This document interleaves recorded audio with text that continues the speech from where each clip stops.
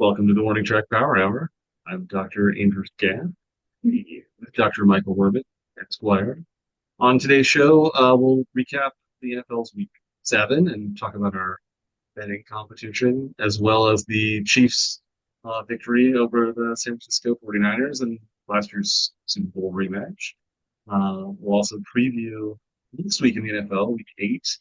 But we'll start today's show with the World Series. Now we have the Predators now in place. Might get the probably the most common World Series matchup, the Dodgers and Yankees. Maybe first of all, are you looking forward to this World Series? And what do you think is going to happen here with the upcoming competition? Yeah, I am looking forward to the World Series. It is the most common matchup, but I think it's the first time since 1981 that the Yankees and Dodgers have met each other in the World Series. So it's been 43 years. So it's been a while. We were wee lads when that happened. I guess they met a couple of times in the late 70s before that. And the Dodgers came out on top in the 81 and the Yankees in those late 77, 78 World Series. So um, I'm so there haven't that's a long time ago. So there hasn't been a matchup between the two kind of powerhouses for a long time. And the Yankees haven't even been in a World Series since 2009. So it's been a long time for by their standards for sure. So it'll be interesting. I wish it had been the Royals instead or something like that. But I think I think I like the Yankees Dodgers matchup because it has at least maybe the two biggest stars right now in baseball with Ohtani for the Dodgers and Judge for the Yankees squaring off against each other, the two MVPs. So I think it'll be an interesting World Series. I'm leaning Yankees actually, simply because I think they've I think they've played maybe better teams in the playoffs almost than the Dodgers. The Dodgers kind of avoided some of the. I think they didn't have to play the Phillies. They that the Yankees did play the Guardians. I think they played. You know they even the Royals were I think a pretty good opponent in the play. They're a pretty good playoff opponent. So that was they had some tough matchups, and I think you mentioned this on the air. I mean, not before we went on the air. You thought the Yankees pitching was in better shape right now than the Dodgers pitching staff. So maybe that will help the Yankees as well. Yeah, much better position. I think they only have like two starters maybe that are healthy enough to go some of the game, but I don't think they really have anybody that can pitch, 6, 7 innings maybe at all at this point. So, Yeah, um, unless you have Ohtani come in and pitch, which Dave Roberts has said is not happening. But I think the do you Yankees, think he should be pitching? So if it's the if World he's healthy enough, if it's the World Series, maybe you can put him in for a couple innings at least, I think. But I think also you do want to preserve his arm for long-term use, and maybe if you wanted to pitch next year, you do want to keep him since he did just have Tommy John surgery, I think in the off season. So maybe you do want to at least ease him back into pitching rather than pitching the highest leverage situations that you can find, which is the World Series. yeah, Against the Yankees, so yeah, I think even if Ohtani doesn't pitch, I think it'll still be a very exciting series though. At least especially for teams that I'm not really interested in normally. right. So I think this is the matchup that Major League Baseball probably wanted. Uh I th it beats Mets Guardians, I think would have been the um, or to, or I think just having the two, those two marquee teams, and it beats the Subway Series, and also Yeah, Dodgers Guardians. I guess yeah. the would have had the Guardians haven't won the World Series in 70 years or something like that, but that would be the 75 years, I think. Yeah, it's 48, I think is when the one last. yeah Or, 75 yeah, 76 I guess it would be. this would be the 76th, yeah. Yeah, so. but Yeah. that's not wasn't to be. So yeah, I think Yankees Dodgers is the best matchup. Well, I mean, Major League Baseball for sure wanted that. That's the two biggest television markets, so that Mhm. drives a lot of eyeballs to the series, whether they're even that popular. It's going to be on a lot of television, so Yeah. no matter Yeah. what, just in sports bars, it's going to be on everywhere. hmm Now it's going to be on in everybody's home in the two biggest markets in the country. So yeah, that's great for baseball. But it is good that those teams both have huge stars on them. So it's not like they're Yeah. just market team, but they don't have anybody that nobody And I think internationally it's also makes the most compelling because Otani is such a big star globally and Judge and I think those are probably baseball's two biggest talents right now. You could say Bobby Witt Jr. is almost up there, but he's not. He plays in a smaller market, and he's not the home run Yeah. hitter that either of those guys is. So Right. Yeah. So yeah, it's gonna be. Yeah, do you think it's gonna go deep into the series, or do you think one team is just gonna dominate and just take it over? I think if one team does dominate, take it over, I would guess it's probably the Yankees. Yeah. But I don't think it's going to be a sweep or anything like that. I'd say maybe My pick is maybe Yankees in 6 games. Yeah. The Dodgers are hosting the series, so they have the Home field. early home field advantage, at least anyway. But it is the 2-3-2. Yeah, and there's a long time. The first game I think we mentioned was on Friday, so there's been almost a week, maybe more than a week, intermission between the World Series and the playoffs. So it gives at least the For Yankees. the Yankees, I think, right? The Dodgers played, I think, Saturday was the final game. Yeah, so the Yankees have longer. Again, you could say, well, maybe there's rust No, development. it was Sunday. It was like at the same time as Sunday Night Football, wasn't it? I think so. Yeah, I can't remember, but I chose, I had to pick between watching the Sunday night game or World Series. I chose the World Series. So you mean the NLCS or yeah, oh yes, NLCS. Yeah, sorry. Yeah, yes, yeah. yeah. Well, you said Those- you're leaning Yankees. Does that mean you're rooting for the Yankees, or just that you think that they're going to win? I guess I would. I don't particularly care for either of the teams, but since I'm leaning one way, I would guess I am technically rooting for the Yankees. I would rather have them win and be right.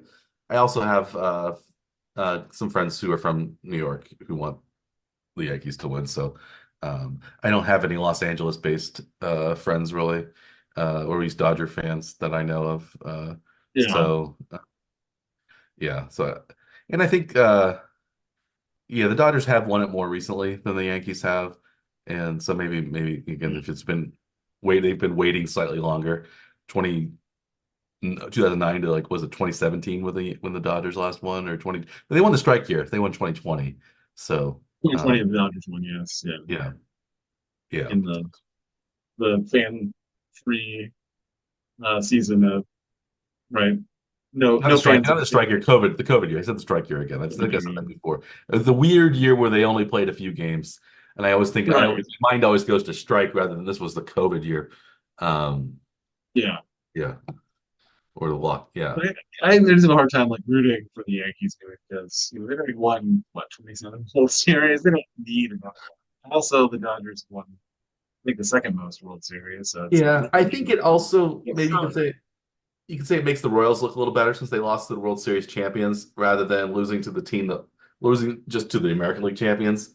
So if the yeah, Yankees do well in the World Series, they can say, well, the Royals at least gave them a run in a couple of those games and really could have been.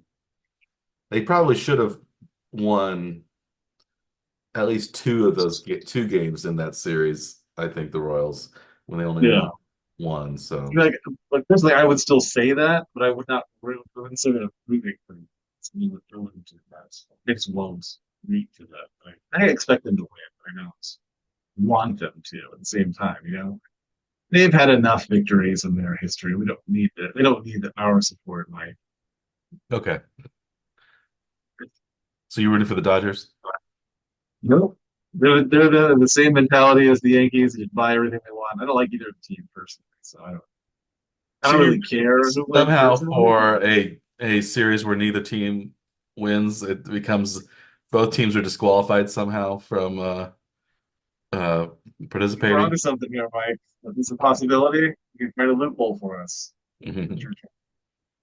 Well, the series Can will we find a end scenario? after it will end after 6 games. There will be no deciding seventh game. Yeah. Find us a loophole, Mike. You know, Mhm. having to listen to either of these teams win. Is it fair? Sure, why not?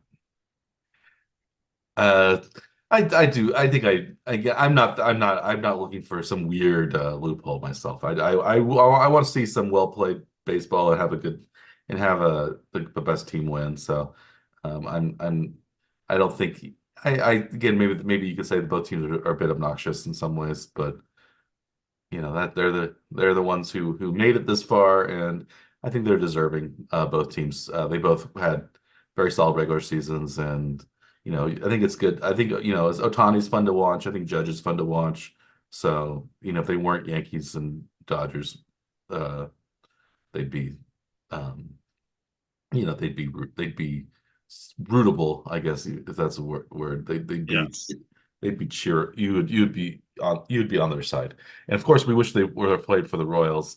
And maybe future Royal Juan Soto will have a good game. I think we, the One Trick Power, are the only ones who think that the Royals should. And maybe there are others who say that the Royals should sign Juan Soto, but we're the only ones who have, I think, set it as a actual possibility when I think it's the likelihood is like 0.0001 percent.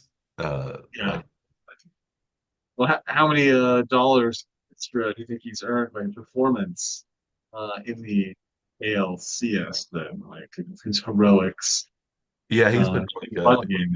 Yeah, you think he's added an extra $50 million to his total asking price now with them, or Yeah, I don't know what he's going to be asking for. He's probably going to be asking for about 45, 50 million a year. I don't, you think? probably 10 seasons? I'd think at least in that area.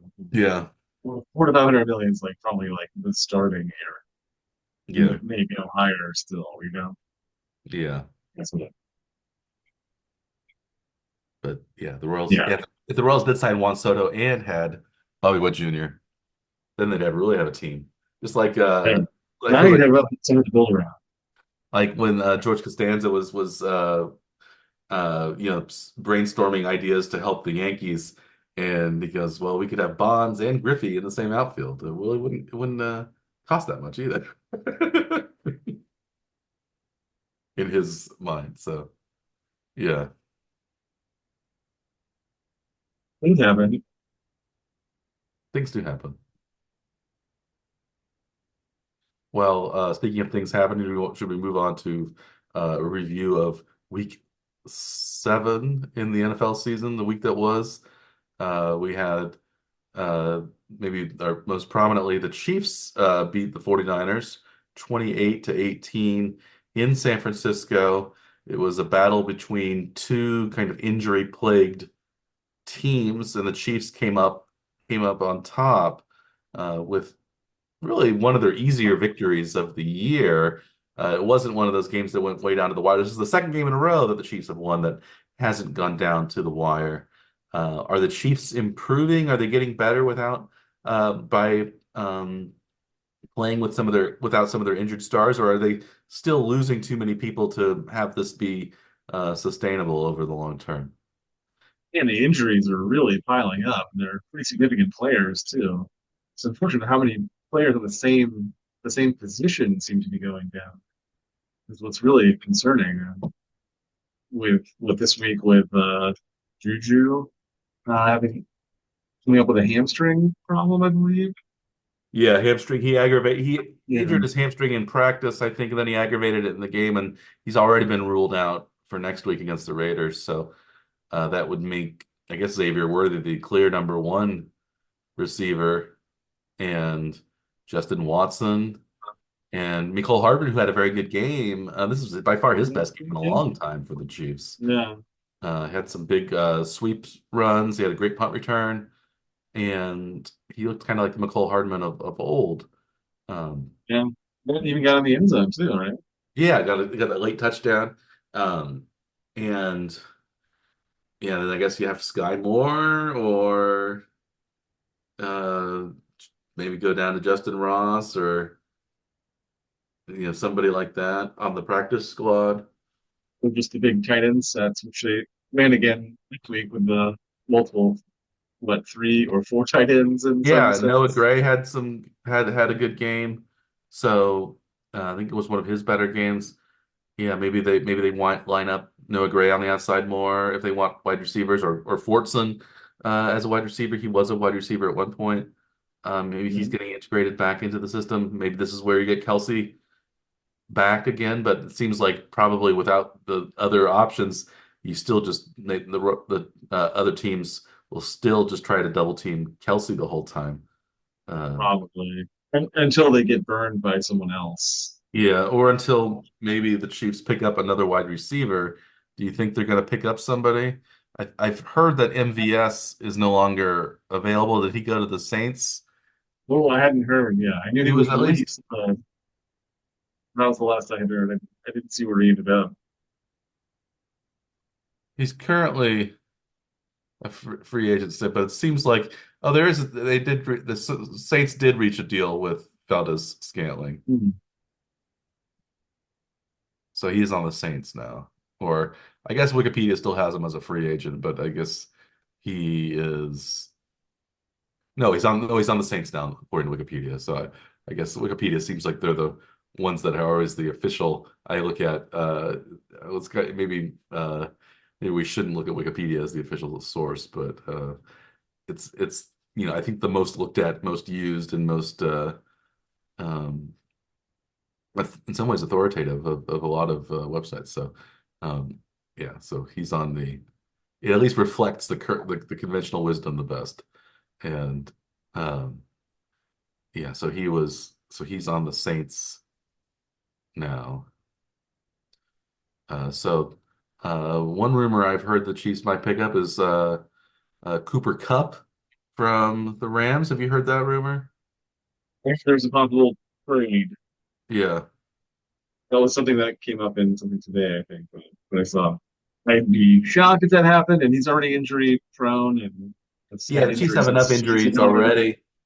But when he was healthy that one season, and it was a 2021, 22, 21, I think, he had almost 2,000 receiving yards and he had like 17 receiving touchdowns. He was amazing that year. Yeah, I think that was the year the Rams won the Super Bowl.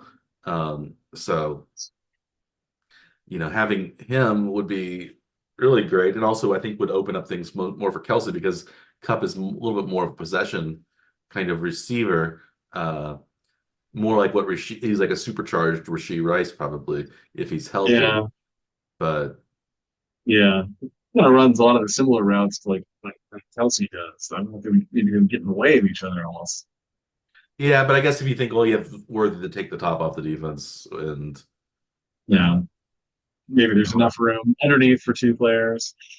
yeah, well, the Chiefs love the underneath throws. It seems like so. Oh, for sure. But I don't think it's going to happen either. But I guess there's Christian Kirk. There's been some talk about him from Jacksonville being expendable because a lot of these teams that are doing poorly, um, it seems like.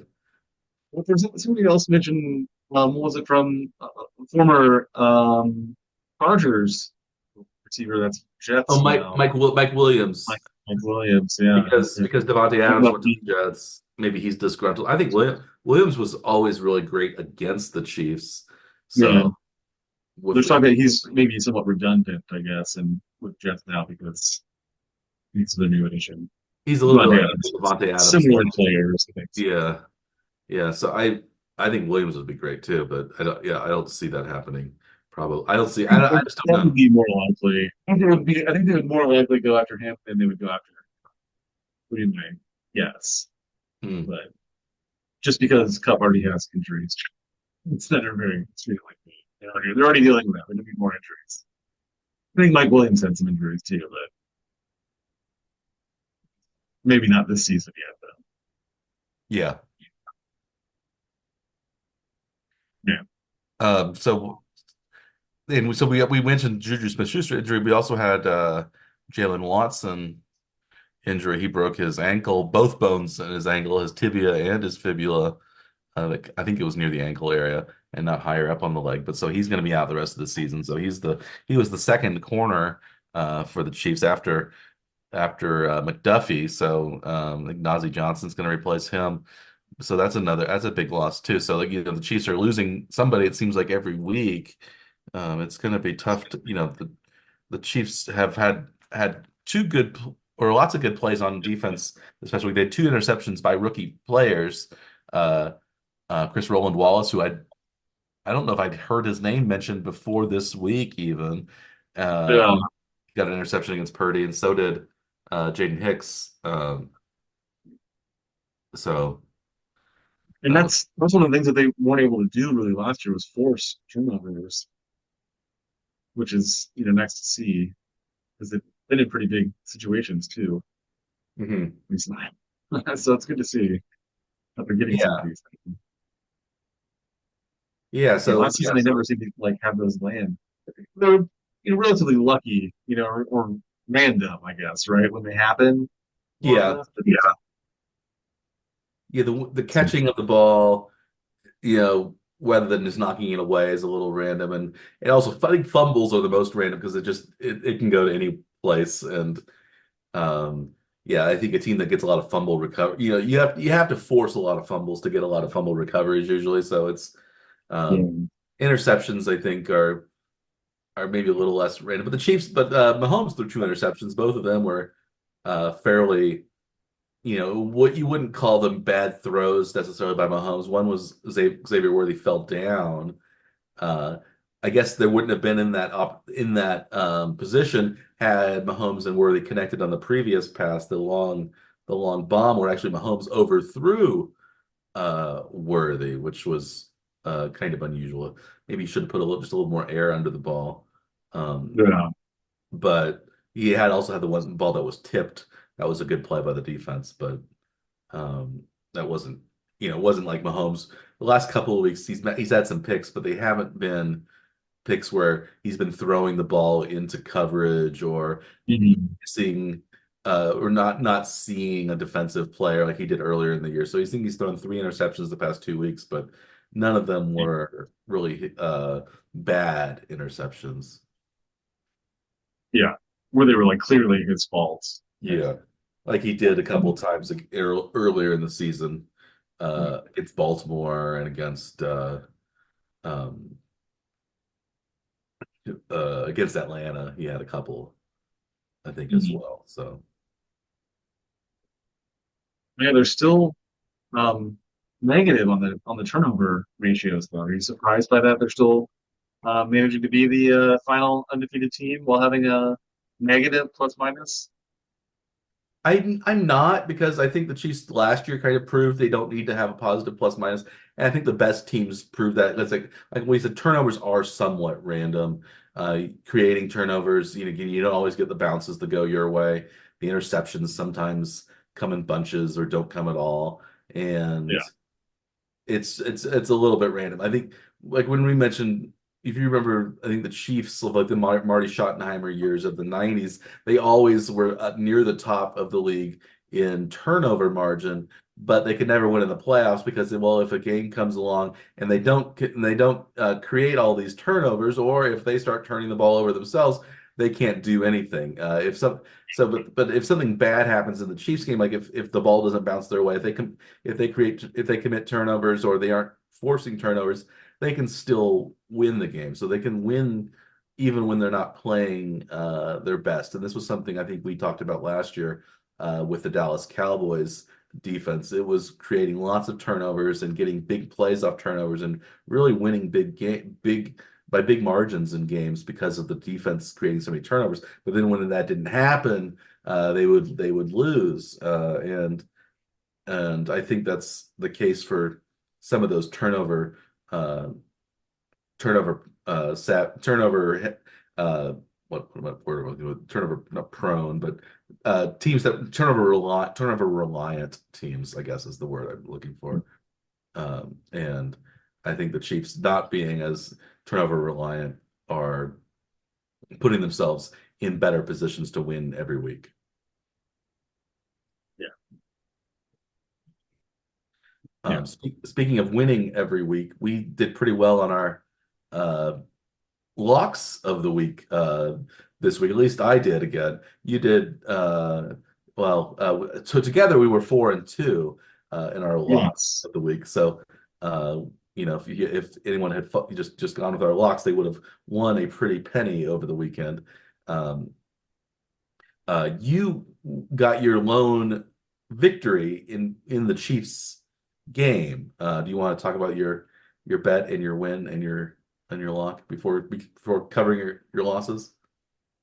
Yeah. Well, I mean, there's not too much to say. We've already covered the game, I guess, really. But yeah, the Chiefs were the underdogs in the game. That seemed like an easy bet, or at least the homer bet for you and I. But I actually made it one of my locks. I think you did go that way on the big board, which is not surprising at all. But I go that way on the big board. the Chiefs were, yeah, plus 1.5. Uh, won comfortably by 10 points. So 11.5 points up on the spread. 11 points up on the spread, I guess. So safe, easy victory there for the betting line. Yes, That's the only place I had success, though. You had success all over the place. I Where did. would you like to score on your bets this week, Mike? Well, I guess maybe we'll go in chronological order. The Sunday early slot games, I guess not the non-London slot games, the early Yeah. after games, the noon Central Time, 1 p.m. Eastern Time games. I had Philadelphia at New York, the New York Giants. Philadelphia was uh, a 3-point road favorite. I thought Philadelphia was going to beat the Giants and beat them fairly handily. They did beat the Giants quite handily, winning 28-3. Saquon Barkley had a big game returning to the Meadowlands or MetLife Stadium, whatever you want to call it nowadays. And that was an easy victory. The Against Giants his old team. against his old team, the Giants looked hapless.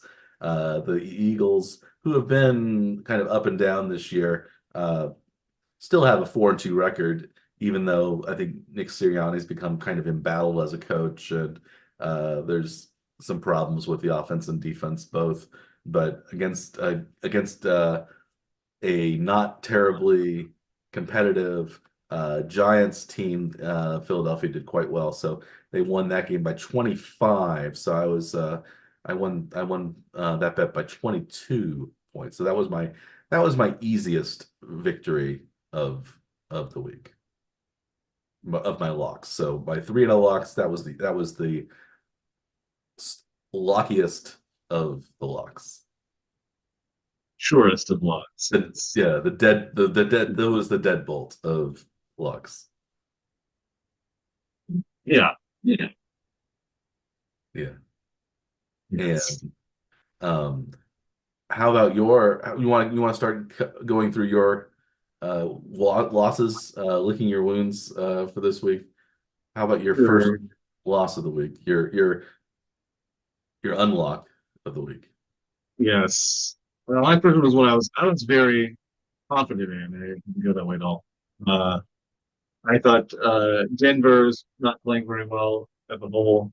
Was easy to bet against, even against New Orleans, who's been struggling as well. New Orleans is plus 2.5 at home against Denver. New Orleans has been having a solid game not having a good game at all on Thursday night. That was so Denver ended up winning that one 33-10, which I found like a really shocking as a score. Like I don't know how Denver managed to score that many points and at all, let alone not giving up even more points Yeah, New Orleans in is that just outing. a So that was mess right now. off on this one, not close. Yeah, Yeah. Denver's not very good. I think they're kind of a fraudulent 4-3, but you play who you play, I suppose. And the Saints have been injury plagued, injury ravaged. Plus, Derek Carr didn't play. It was Spencer Rattler. and they've just looked lifeless the last several weeks after their great start under um, offensive coordinator Clint Kubiak. Uh, Yes. his first two games were I think they scored 90 points or something like that against the Cowboys and the Panthers.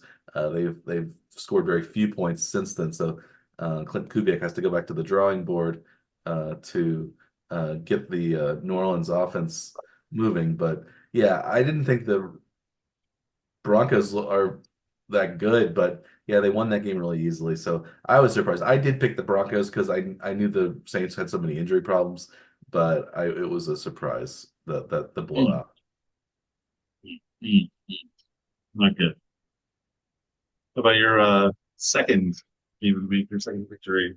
My second victory was one where I just kind of squeaked by. This was a game that I threaded the needle on. I had picked this is the Raiders Rams matchup. The Raiders at the Rams, Vegas at Los Angeles. The Raiders were 7-point underdogs to the Rams in Los Angeles. I thought that was too many points. I thought the Raiders would keep it close. And they did, even though Aiden O'Connell got injured, even though Gardner Minshew threw, I think, three interceptions in his replacement of O'Connell. They still kept it close. They only lost 20-15, so they lost by 5. So I predicted the Rams to win in my on the big board, and I predicted the Raiders to cover, and that's exactly what happened. I threaded the needle. They lost only by 5, so I was 2 points clear. That was my closest of the matchups. So it was the most touch and go because especially I think the Rams got off to a bigger. They were ahead most of the game, and I think the Raiders kind of made it close-ish at the end. So um, Raiders 15, the Rams 20, so 5 points instead of the 7. And Yeah. yeah, shall we move on to your final pick lock of last week, where your lock was picked, we could say, instead of you didn't you picked your lock, but your lock was picked, I guess. This is one where you, like sort of yeah, put the padlock on the door, but forgot to even close it at all, and it's just Yeah. feels like Or yourself. or like the briefcase lock, but you didn't rotate the numbers. It's all like 111. It's, Yeah.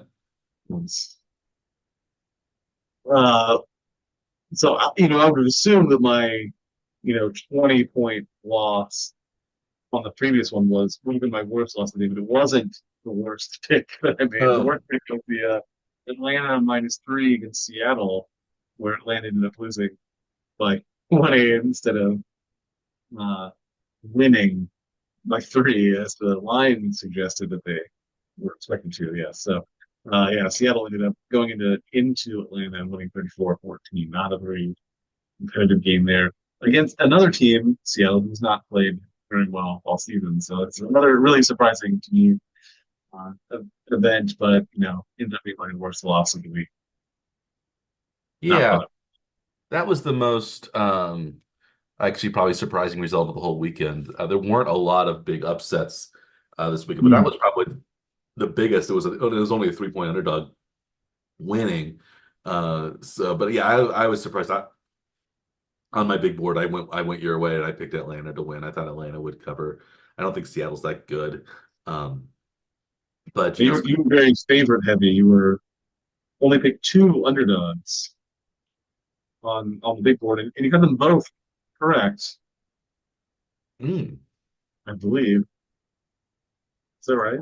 Chiefs, and I picked the Chiefs and the Steelers as my two underdogs to win, and they I both think those are won. the only. I think the only ones that you missed were were favorites then. So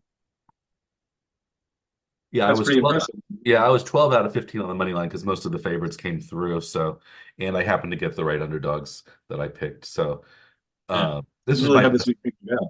this was my best week in a while, and I won um nearly $1,000 on the week. But before we get to the big big board. I guess we can talk about my last lock of the week, and that was picking Baltimore at -3.5 over Tampa Bay. Tampa it was, I think Tampa started out, I think 10-0 ahead of Baltimore, and that didn't look so good. But then Baltimore roared back and got way ahead, and that's allowed Tampa to make a game of it at the end. They only won by 10, but that was a pretty easy, pretty comfortable victory for Baltimore.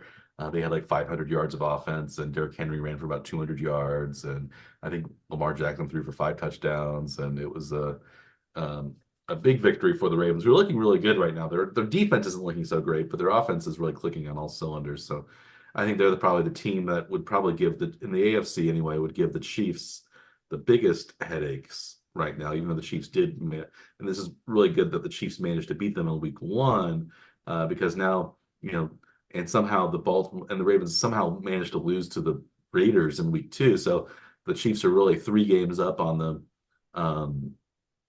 Ravens in terms of uh, the seeding for the playoffs.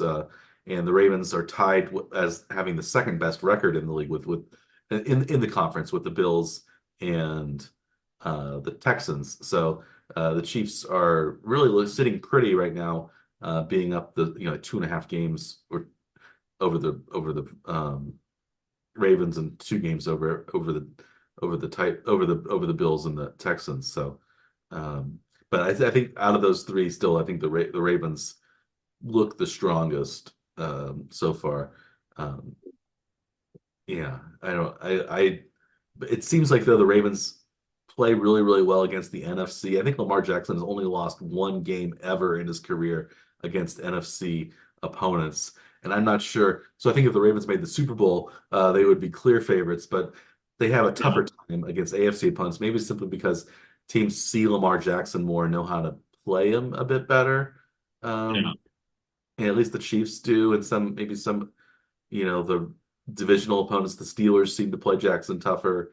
The Bengals and the Browns both play him pretty tough as well. So, but yeah, when he plays those NFC teams, he really shines, and he's shown in this past weekend. So maybe I didn't even think about the NFC matchup for Jackson, but I'm glad I picked the Ravens -3.5, winning by 10, so 6.5 points clear on that one.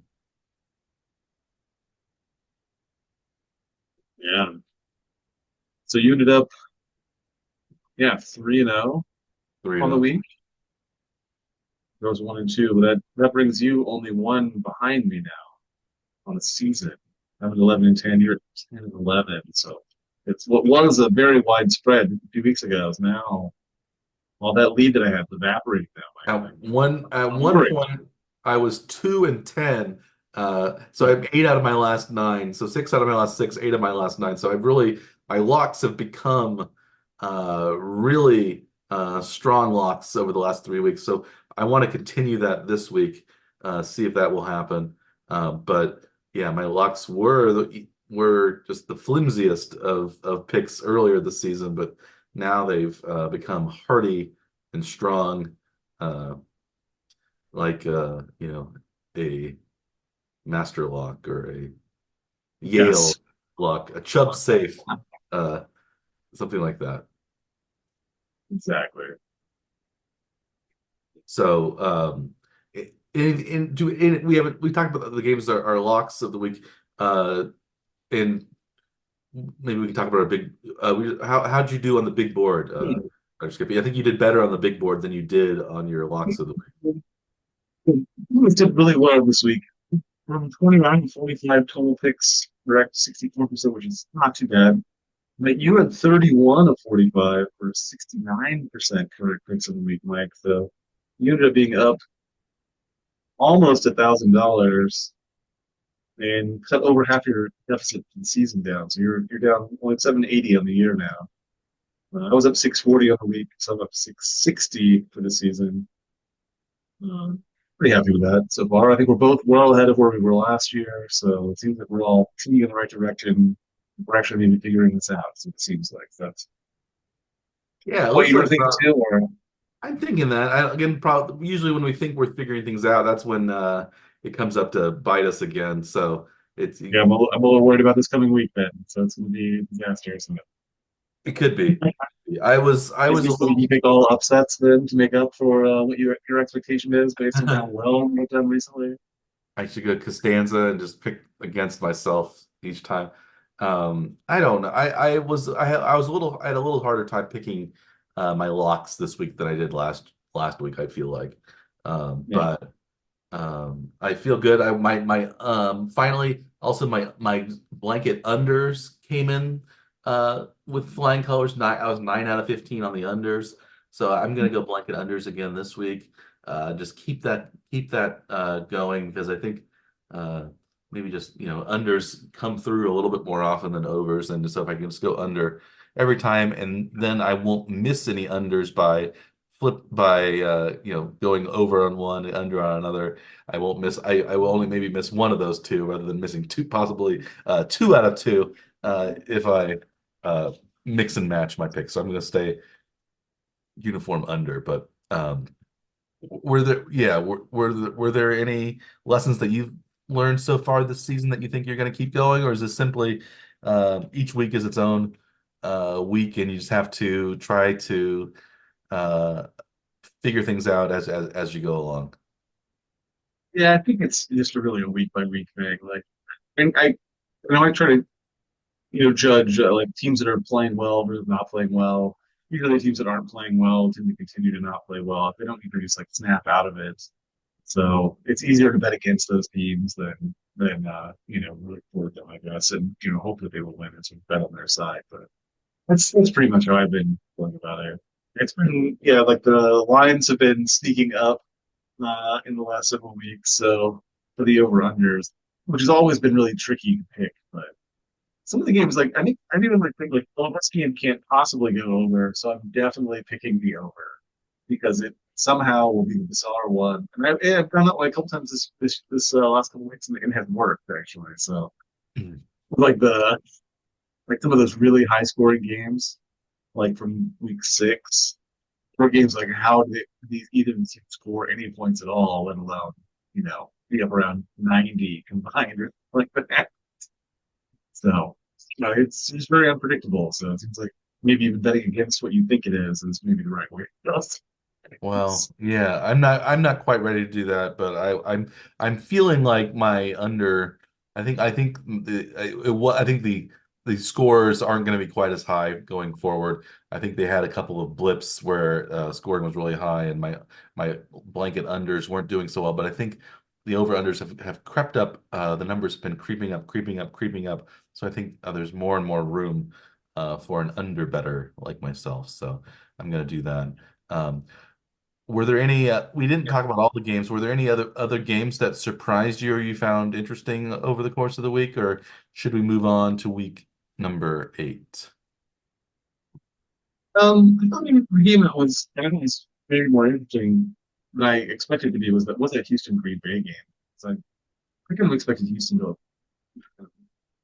take control of that one. I think they had a slight lead late, but ended up losing it on the last like, field goal. So I guess they were still in it, but I kind of thought Houston would play a little better. But it seems like they have a little bits of like clock management issues at the ends of games that are costing them right now. And I'm not sure, why they're in those scenarios. It's like I think they should have been able to solve that game away and losing Yeah, it. Stroud's been struggling some too. He didn't have very many pass. I think he had fewer than 100 passing yards. Uh, Yeah. so it was an interesting game. I had thought Green Bay was going to win that one since it was at home. I was somewhat surprised, I guess maybe not that surprised that about the Detroit winning in the winning just barely over Minnesota. I thought Minnesota was going to be able to handle business at home. But maybe Detroit really is the real deal and is maybe the best team in the NFC right now. So that was a very close game that could have gone either way. But I think it also shows that Minnesota is a decent team. And the whole NFC North has been solid. Chicago had a bye, but the other three, all four of the NFC North teams are in the playoffs. If the playoffs started today, all four of those teams would be in the playoffs right now. So just the way that tiebreakers scenarios have been working out. So um, um, we have, I think I mean not Houston, Green Bay is 5-2. I think Minnesota is 5-1. The Lions are 5-1, 6-1, and then then the Bears are 4-2. So it's big. It's I think the NFC North is what we thought maybe the AFC North was going to be this year, or it was last year, the toughest division in football. But Yeah. it's still early in the year, so maybe these teams will have a good start, and one or two of them will sink back down towards 500 or below. So it's still too early to tell. Yeah. Well, maybe as a transition from week 7 to week 8, there were a lot of injuries this most recent week. It did affect some of the games, will likely affect some of the games going forward too, especially the quarterback position. Sean Watson went down, Hmm. as did Jaylen Daniels left Washington's game with a rib injury. Yes, and Marcus Mariota Uh, is supposed to start, I think, this week for in place of Daniels. It's not a season-ending injury like Deshaun Watson had, but it's yeah, it might be a week-to-week injury for him. We also had in the Chiefs game Brandon Ayuk tearing his ACL and MCL, I believe, so he's going to be out the rest of the season. A couple of the Buccaneers receivers, both of their big names, Mike Evans and Chris Godwin, went down, and I think maybe Godwin's going to be out the rest of the year uh, too. So there have been a number of big injuries this season for a lot of teams. And we mentioned the yeah, Chiefs I mentioned struggles. earlier too that like O'Connell for the Raiders went down, I Uh-huh. mentioned, and so yeah, I mean, yeah, especially Dorian the Thompson Robinson was hurt, the backup for the Browns as well. So now DTR it's going to be Jameis Winston for the Browns, and the Browns picked up Chiefs practice squad former New England Patriot member Bailey Zappi now is going to be on the Browns active roster, I guess, as the backup quarterback. So and the Chiefs signed Chris Oladokun as back to the practice squad. I think he was a free agent. Familiar, again, another familiar face coming back to the Chiefs. I believe they also signed Cornell Powell back to the practice squad, another familiar practice squad wide receiver for the Chiefs. So Chiefs are bringing back their old friends, and and hopefully neither Powell nor Odo can end up having to see much action, unless Powell maybe could be a improvement on Sky Moore or somebody like that. But it seems like if that was the case, he would have been on the team rather than off the practice squad. yeah, yeah. At this point, it seems like Skymore gets like maybe one look every week, and he has not made much of it. I think he's had 3 targets this year and 0 catches. Yeah, He had a drop against the 49ers this week. He's had a couple I of was decent. wondering the angle they had on television. It looked like he had it caught. I mean, he just went down to the ground to secure it, came like carefully, and then like they're trying to deeper it, like he did not move it at all. It was oh man, like it just seems like the guy just can't catch anything right now. And I don't wonder if he's just like totally inside his own head about some of the stuff, and it's just really unfortunate to see Yeah. it happen. Yeah, he wasn't this bad before, so he wasn't great, but he wasn't this bad. He's done okay on the kickoff returns, things like that. Yeah. He's no Hardman on back there returning, but he's been decent. He hasn't fumbled, at least he hasn't fumbled away the ball or anything like that. So, um, speaking more of weekend, the Chiefs play the Raiders and in Las Vegas. Chiefs have never lost in Las Vegas. That includes the Super Bowl last year as well. They're favored by 9.5 points? Is that a game that you would bet on the Chiefs for, or do you think just the Chiefs? You think the Chiefs will handle business in Las Vegas. It'll be against Gardner Minshew and the depleted, no longer there's no, no more the Devontae Adams-less uh, Raiders. And maybe the soon to be Max Crosby-less Raiders too. They might trade him, I've heard. Uh, Yeah, not one of my favorite players, Mike.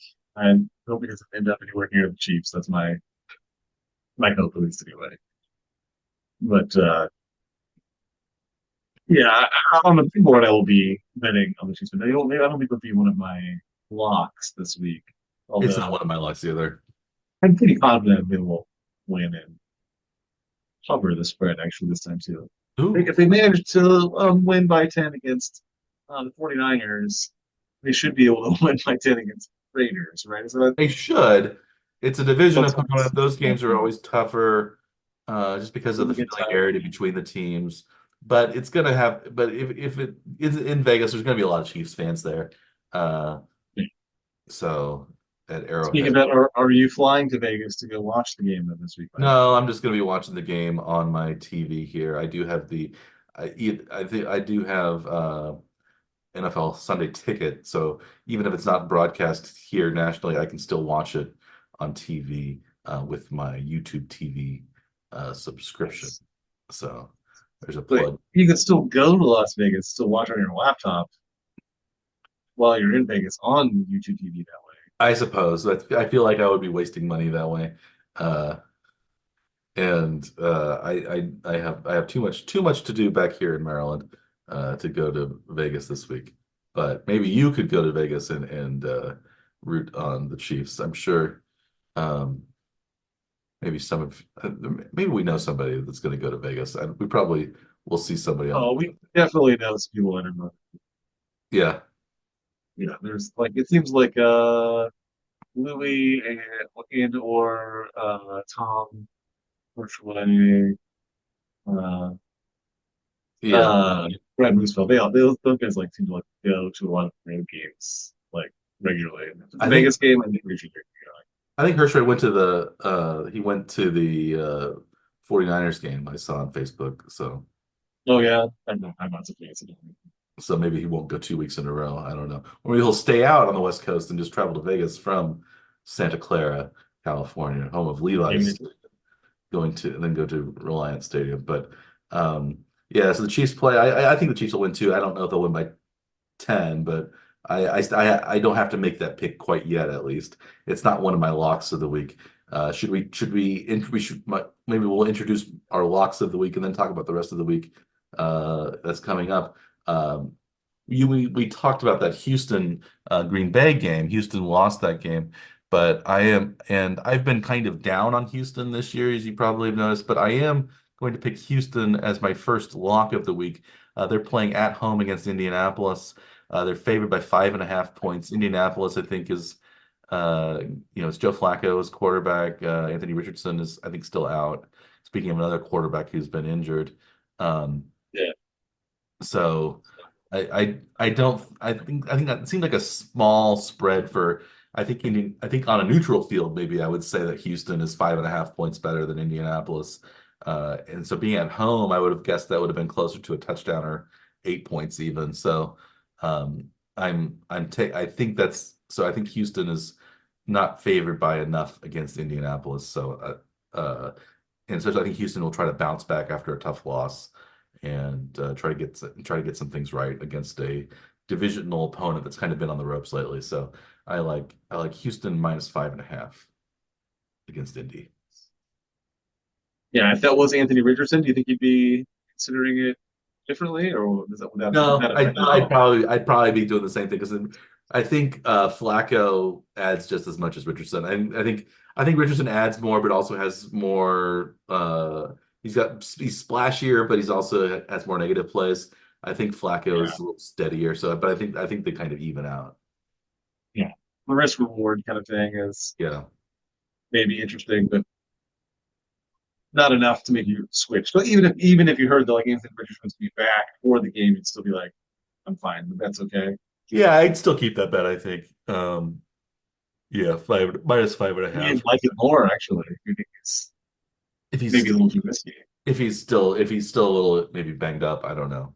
Yeah, maybe I would, but I'm not going to tempt fate either way. Yes. How about your first lock of the week, Dr. Scaff? Well, my first lock, I'm going to Green Bay at Jacksonville. Green Bay won a close game last week. Jacksonville won pretty handily in London, but didn't really play that well against New England. Green Bay is favored by 4.5 on the road. So I'm going to go with the road favorite for this game. Green Bay minus 4.5. Yeah, I think I would go that way too. Green Bay's a lot better than Jacksonville, but it's always possible.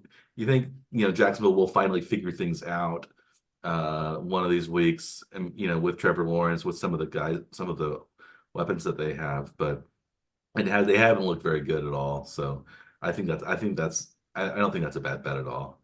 Um, I think I've been saying that for maybe close to a year at this point, though. Now, maybe we should just start betting against them. Like, that sound Yeah. right? Yeah. Well, maybe I'm doing the wrong thing because my second lock of the week is actually betting on Jacksonville's opponent in London, the New England Patriots, who had a very bad game in London, but they're coming back to New England from Old England and are facing their Knickerbocker opponents, the New York Jets, in New England. New England is favored. Actually, New England is a 7-point underdog at home against the Jets. Again, the way the Jets are playing, I don't think they should be favored by 7 against anybody. So I'm taking New England. I think New England will probably lose, but I think they could cover it, and they could even, I think even, Jets historically have had trouble with New England, whether it's Aaron Rodgers playing or not. I think in New England. You never know what's going to happen. So I like the I like the +7. Give me the points. And I think the Jets might win by 3 to 4, but I like the Patriots keeping it close at least. So +7 New England. I'd be a little leery of that pick personally. I don't know why, but for some reason I don't like that much. But like New England very much, I think is what it is. Yeah. Like, as poorly as they played, I don't know what they're going to do. But they can't be worse than they played recently, I think. So they'll have to bounce back, right? I hope, and I think the Jets playing on the road again. I think the Jets are starting to implode. You can say they've already fired their coach, and they just got blown out by Pittsburgh, a team that has had trouble scoring points. Supposedly the Jets' defense is their strong suit, but they allowed 37 points to Pittsburgh, so that's not looking very strong right now. Hassan Reddick is still holding out, and who Well, I knows? think they maybe just settled with it, didn't they? Oh, did they? Did they? Maybe like on Sunday, but I'm not sure that he's ready to play yet. But yeah, I think they just agreed. Yeah, he did just okay. I see that a couple days ago. He agreed and just hold out. So maybe Reddick will play, but he's been out the whole time. So it seems like And people that hold out a long time they get injured a lot. So maybe I can see him do they not come being in rusty or overweight or not up to speed? the Maybe that first can game especially. So I don't can think be tricky. so. Yeah. That's yeah. So I still like yeah, New England +7. I don't love, as I said, I had trouble. I had more trouble picking my bets this week than I did previous weeks. So I still, so I'm not. I still think um, yeah, I'm not in love with it the way I maybe want to be with my locks, but I think there's too many points for the Jets. I think it's not really a bet for New England. It's a bet against the Jets. So. Yes.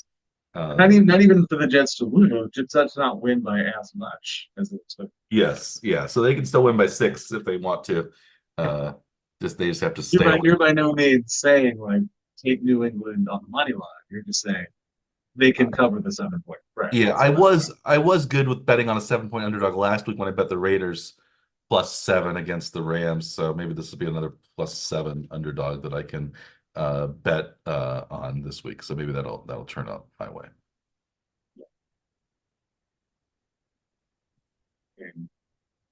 There are some like very wide spreads this week. And I think my second pick, I'm going to the widest margin spread actually is a Detroit Tennessee game. Detroit's coming off a great game this last week. Tennessee has not looked very good most of the season. But yeah, Detroit's a 10.5 point favorite. I see this as maybe Detroit trying to make sure that everything's right, firing on all cylinders against a weaker opponent. I think that they'll actually cover that spread fairly easily. I expect it to be one of the bigger blowouts of the week. 10.5 points seems like a lot, but I don't know that it's actually a lot for this In for Tennessee two. has been playing really badly. Their offense isn't clicking very much, hasn't been clicking all year. The defense has been okay, but again, they don't score very many points. So I could see Detroit really running up the score on Tennessee. I'm similar in my last lock of the week, having a big spread, not quite 1 point less than 10.5. This is Baltimore at Cleveland. They're favored by 9.5.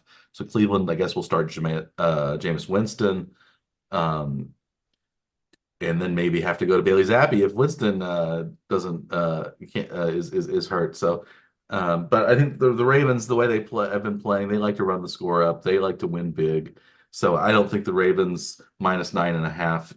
It seems like a big spread, but I think the Ravens are really playing well right now. Cleveland's really playing poorly, and they don't have quarterbacks. So. I think minus nine. Nick Chubb is back, I guess, uh, and their defense is still pretty good. But I think Baltimore will handle things and roll over Cleveland. Especially now that Baltimore seems to have figured out the run game is actually their dominant way to play. So they and they don't have to run Lamar Jackson constantly to And if have they get success it, with it. and if they get ahead early, they can continue. They play are a great front running team, and I think that's their secret.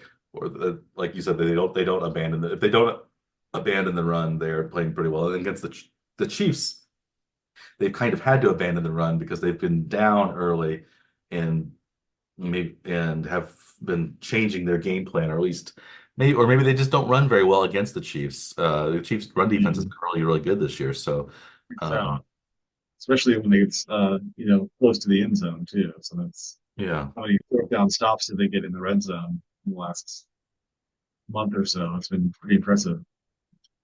Work from Nick Bolton especially. I think down yeah. there. How about your final lock of the week, sir? Final pick is another betting against kind of a weaker team.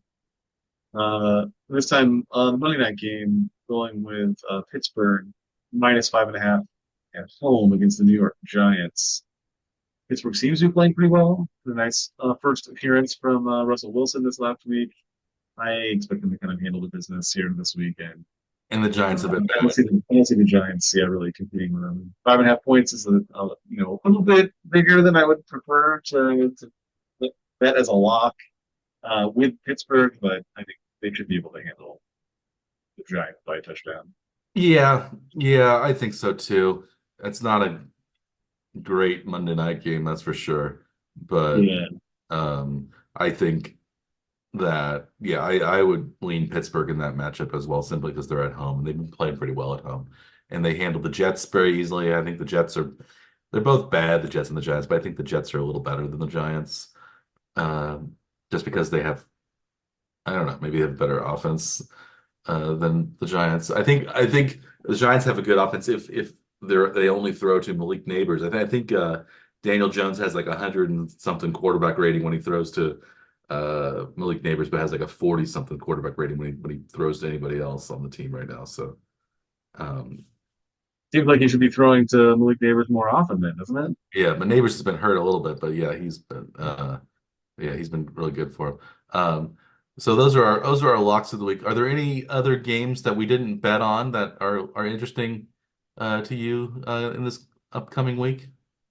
Well, I mean, obviously the Chiefs Raiders game is pretty interesting, but I mean, there are a lot of real stinker matchups this week that don't look very interesting, and it will be difficult to pick. I think like Arizona, Miami is something that I don't really feel really injury prone teams. Yeah, Tua may come back in that game. Speaking of injury prone, Possible. I don't know that I even want to see any plays. That's not yeah, that's one of those games you don't want to see people get hurt, and that's always going to be a possibility. yeah. Broncos, uh, Carolina games probably not going to Ooh. be something that I won't actually want to watch.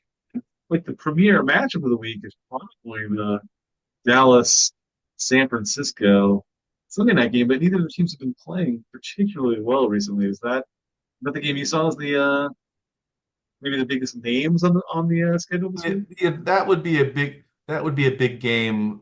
Uh, most seasons. But I think this season, yeah, neither of those Yeah, teams are very good. I think if Jaden Daniels hadn't been hurt, maybe the Chicago-Washington game would have been the most compelling. Both those teams have winning records. Um, the number one and pick against the number number two pick. one against number two. Yeah, Chicago is favored because I think if Daniels had been playing, Washington would be favored. Chicago's so, favorite 1.5 on the road right now. Um, Buffalo, Seattle is both winning teams. I don't think Seattle's as good as their record indicates, but they're in their first place in the West, in the NFC West. And who knows if Buffalo will lay an egg or not? But Buffalo could roll, or I could see Buffalo getting upset there.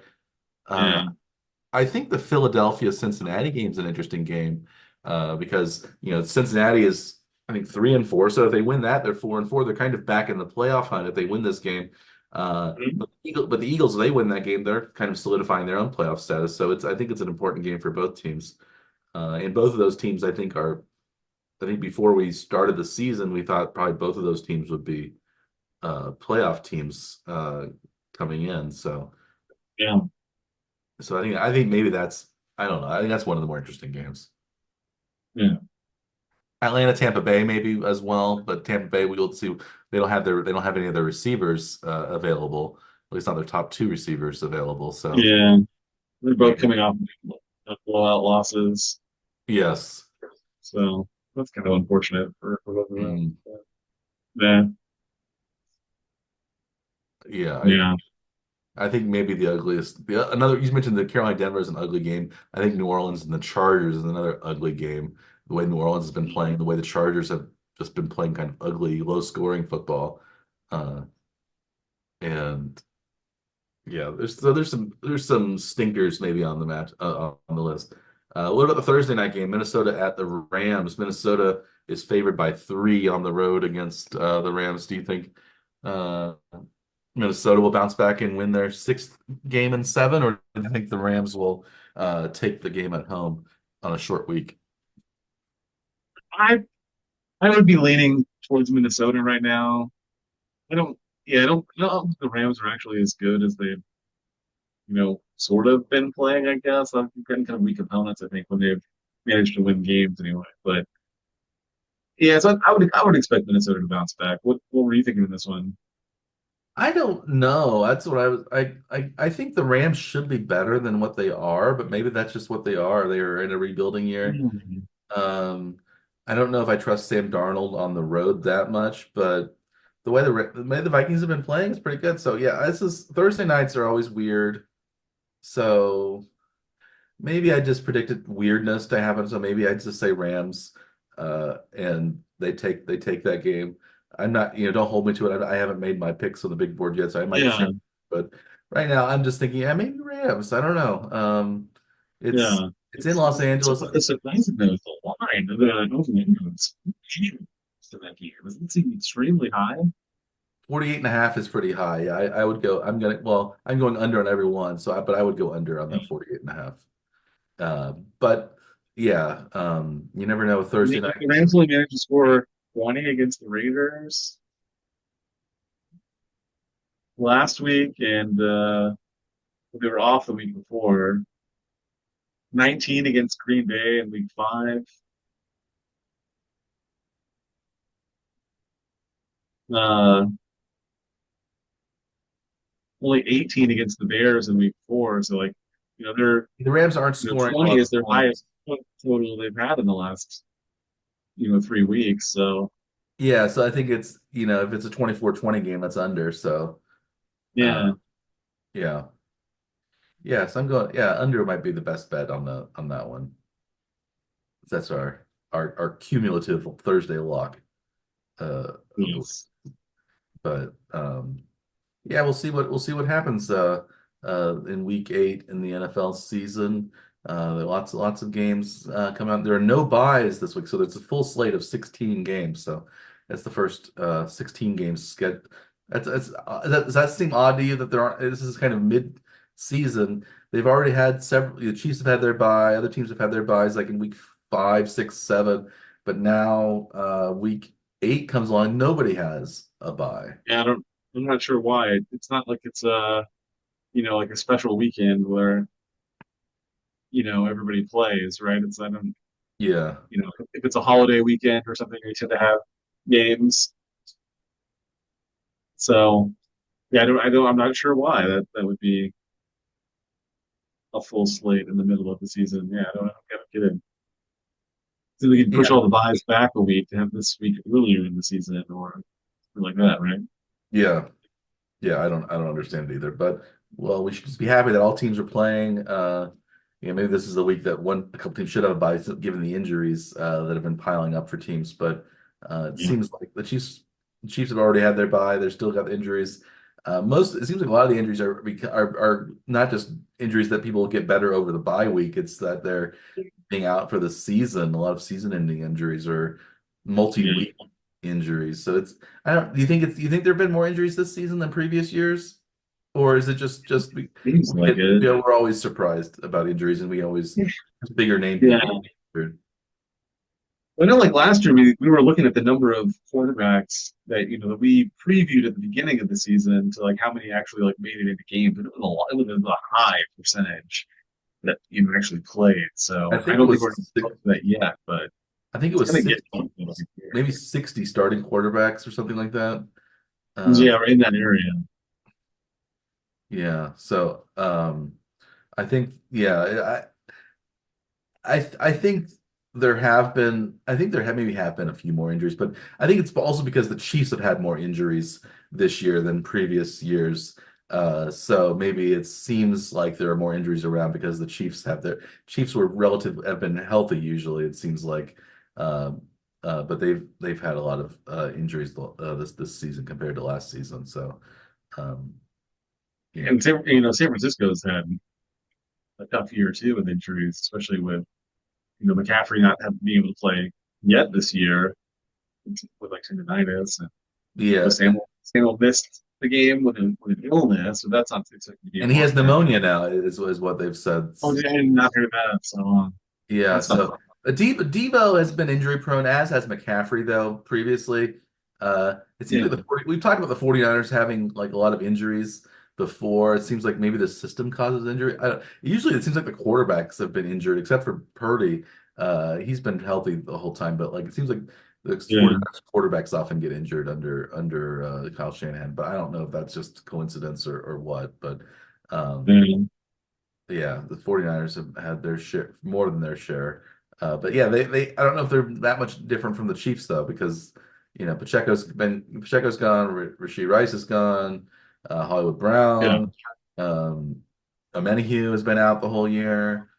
So it's been tough for both. It's been tough for both those teams, and the Chiefs, uh, yeah, won the game against two kind of decimated uh, teams. We'll see if the Chiefs do the same against the Raiders this week. Should we wrap up this week's Warning Track Power Hour, Dr. Scaff? yeah. Let's do it. Well, sure. So we previewed the week that what we've reviewed the week that was, and we'll previewed the week that will be, week 8, and we'll come back to you next week and preview week 9 and review week 8 in the NFL. We'll also talk about the World Series, how that's going. Game's supposed to start on Friday in Los Angeles.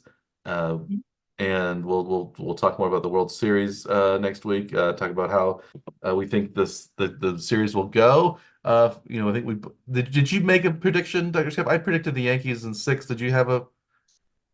Well, I didn't say, I guess, but I think it's probably going to be in that area. Maybe I'll say the Yankees also, but I'll say it in five. Ooh, Uh, even a bolder Yankees pick. yeah, I think that I want to keep picking six, but I don't want to use the same pick, so I'll go a game earlier just to Okay. be a little different. I don't Okay. think it'll go seven. I don't think the Dodgers rotation is strong enough to like get them deep into games, especially teams that can score a lot of runs, and the Yankees can definitely score a lot of runs, especially in New Yeah. York. So Yeah. if it goes to New York with the Yankees winning one of the two games in LA, I don't think it's going back to LA. And it seems like Judge is starting to heat up in the playoffs, and Stanton as well, and Soto. So like with those three power Yeah. hitters in the middle of the lineup, I think it's tough. It's tough to keep the Yankees down. And Gleyber Torres is getting on base a lot, and some of the other guys are contributing. So it's been yeah, I think yeah, like I I like the Yankees. Yeah, maybe in six, but yeah, but we'll talk about that more next week as we'll see. We'll have a couple games under our belt by the time we record One Trick Power Hour next Tuesday.